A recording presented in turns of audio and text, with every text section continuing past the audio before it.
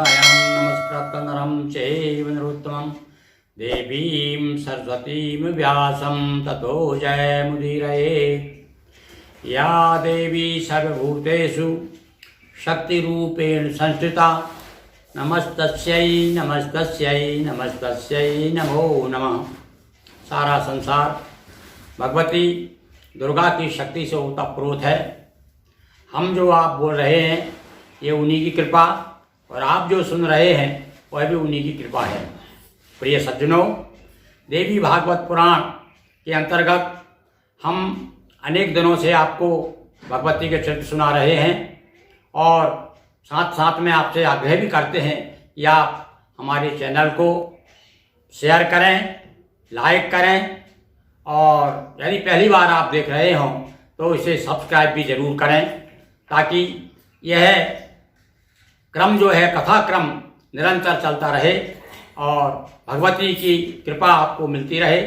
उनका स्मरण, उनका सुमरन हमारे जीवन को ऊर्जा देता है और शक्ति प्रदान करता है।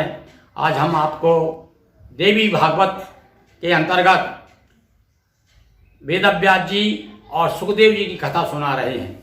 देखिए, दो ऐसे नाम हैं जो इनके नामों के बिना तो कोई भी पुराण की कल्पना भी संभव नहीं है, क्योंकि वेदव्यास जी ने उनकी रचना की और अपने पुत्र सुखदेव को यह कथा सुनाई। निश्चित रूप से जब हम कथा सुनते हैं तो मन में एक जिज्ञासा होती है कि भाई जो कथा, जिन्होंने पूरी कथा याद कर ली, सुन ली और सबको सुनाई, वो सुखदेव जी का जन्म कैसे हुआ।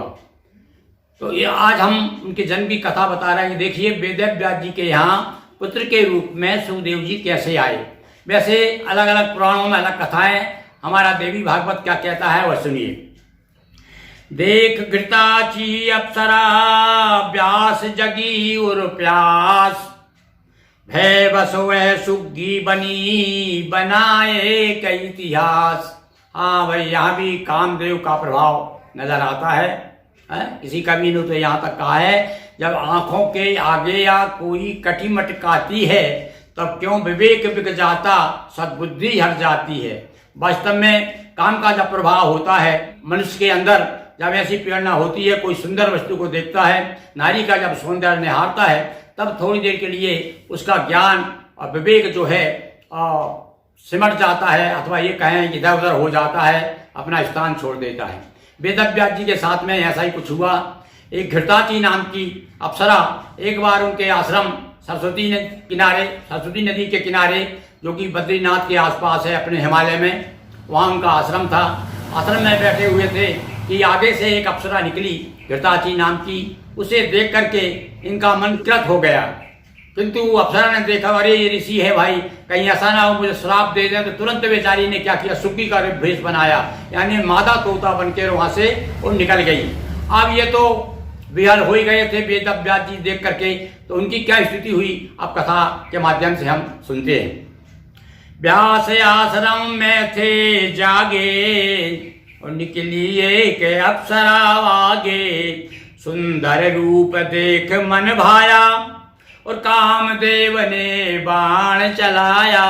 कामदेव का बाण पुष्पसर है उसके पास में, काय के बाण है, फूलों के बाण मारता है भाई, वो बेहल का बेहाल कर देता है। आप सभी जानते हैं भगवान शिव तक की ये समाधि को डावाडोल कर दी थी उसने। तो वही कामदेव का जब बाण लगा वेदव्यास जी को, तो श्राप न दे ऋषि सुग्गी बन कर गई घृताची मन में डर कर। वह बेचारी वे तो सुग्गी बनकर वहां से निकल गई, और किंतु इधर जो है इनका तेज जो है स्रवित हो गया वेदव्यास जी का। और वो तेज कहाँ गिरा, स्रवित कहाँ हुआ, लकड़ियों के। उस समय कहते हैं कि वहां यज्ञ करने के लिए अरणीय जो है लकड़ियों का मंथन कर रहे थे, मतलब अग्नि प्रकट कर रहे थे। अब देखो वहां अग्नि प्रकट तो नहीं हुई, दूसरी अग्नि प्रकट हुई। उनका तेज, स्वयं का तेज जब अग्नि पे गिरा तो उससे जो है एक बालक प्रकट हो गया, और वो भी कई साथी था वो बालक, इतना तेजवान कि उसको प्रकट होते ही, बच्चा पैदा होते ही, और सारे ऋषि मुनि तपस्वी आ गए उनका दर्शन करने के लिए। जय जयकार होने लगी। करते थे ऋषि अरणि मंथन और तेज गिरा प्रकटा सुत सुकवन। और चूंकि वो सुग्रीवन के सामने से गई थी ना वो अप्सरा, इसलिए इनका नाम जो है शुक रख दिया वेदव्यास जी ने। और रसपुत्र व्यास ने पाए।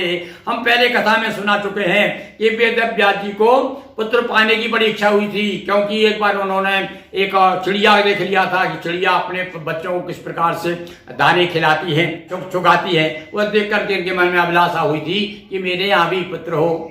अब ये जो आज देखिए किस प्रकार से पुत्र हुआ, वो आगे उस अग्नि प्रकट करने के लिए जो अग्नि का मंथन कर रहे थे, उसमें जो उनका तेज सर्वित हुआ, उससे जो है बालक पैदा हो गया। पिता बने मन में हर्षाए। अरे भाई, इनका जन्म भी तो ऐसा ही हुआ था। ये सारे ऋषि मुनियों का पहले जन्म जो है मानसिक षष्ठी हुआ करती थी, इतना तपस्या का बल हुआ करता था कि मैथुन करने की आवश्यकता नहीं हुआ करती थी इनको। तो देखिए यहाँ पर पिता बने मन में हर्षाए, सुख दर्शन कर सब सुख पाए, वस्त्र आदि सब देव भिजाए। और देवताओं ने तक ने इनके लिए पहनने के लिए वस्त्र आभूषण आदि भेज दिए। अल्पकाल वह वृद्धि पाई और गुरुकुल जाकी पूर्ण पढ़ाई। बड़े प्यार से इनका लालन पालन किया वेदव्यास जी ने। और ये तो भैया ऋषि थे, मुनि थे उस समय। तो वेदव्यास जी का बारे में तो यहाँ तक बताया कि जब ये पैदा हुए तो पैदा होते ही चल दिए थे ये है। अब ये इनका भी यही हाल है कि बड़े शीघ्र, ज्यादा समय नहीं लगा इनको, अल्पकाल में ही उम्र बढ़ती गई इनकी। गुरुकुल चले गए, गुरुकुल जाकर के विद्या प्राप्त की, युवावस्था प्राप्त हो गई इनको। और अब पिताजी को चिंता हो गई। जब ये युवा हो गए सुखदेव जी, तो सोचा चलो हम बच्चे का विवाह करें। तो इन्होंने जब बच्चे से बात की, सुखदेव जी से कहा, तो ये तो योगी के रूप में जन्म लिया था। भागवत तो ये कहती है कि पैदा होते ही चल दिए थे वेदव्यास जी के यहाँ पर। जब इनका जन्म हुआ था तो पैदा होते ही चल दिए थे।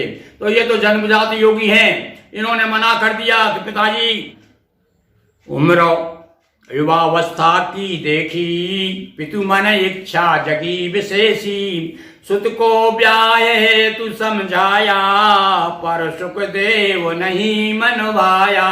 पर सुखदेव ने मना कर दिया कि पिताजी, विवाह तो है एक तरह का बंधन है, और इसे बंधन में क्या होता है, इस बंधन में व्यक्ति जो है अपनी पत्नी के वशीभूत होकर के सारा जीवन, मैंने पराधीन होकर के सारा जीवन व्यतीत कर देता है।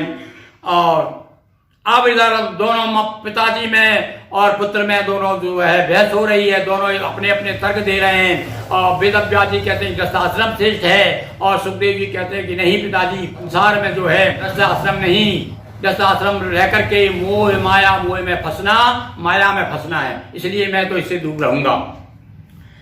हे पितु है सब मम अनुसारा, और माया का लगता पैसारा। मेरे अनुसार तो सुखदेव जी कहते हैं, मेरे अनुसार तो पिताजी ये सारा जो है माया का बंधन है, और ये संसार जो है बांधता है। मम अनुसार व्याह है बंधन, ये बस पराधीन रहता मन। और मनुष्य जो है पत्नी के और बाल बच्चों के मोह में फंस करके पराधीन हो जाता है। आत्मानंदय लौकिक सुख है, पितु गृहस्थी में दुख ही दुख है। और चारों तरफ हम देख रहे हैं जितने भी बाल बच्चे वाले हैं, कौन सुखी है पिताजी? देखिए आप, सारा संसार जो जिन्होंने गृहस्थ आश्रम में अपनाया है, गृहस्थ आश्रम, वे सब दुखी हैं। आप कृपा कीजिए मेरे ऊपर, मैं विवाह नहीं कराना चाहता। सतम समुचित ज्ञान प्रकाश कराएं। और मेरे समझ में तो नहीं आ रहा है, आप बार बार कहते हैं कि नहीं गृहस्थ आश्रम सबसे श्रेष्ठ है, पर मेरी बुद्धि में नहीं आ रहा है। आप क्या उचित है, अब आप ही बताइए क्या उचित है। व्यास कहा सुत देवी भागवत, अध्ययन से हो ज्ञान जागृत। आओ कहा, अरे बेटा सुनो, तुम्हें जब मेरी बात समझ में नहीं आती, तुम एक काम करो, देवी भागवत का पारायण करो, उसका पाठ करो, तब तुम्हारी समझ में आ जाएगा। देवी भागवत में भगवती ने अपनी शक्ति के द्वारा संसार की रचना की है और बताया कि सही ज्ञान, सही मार्ग क्या है।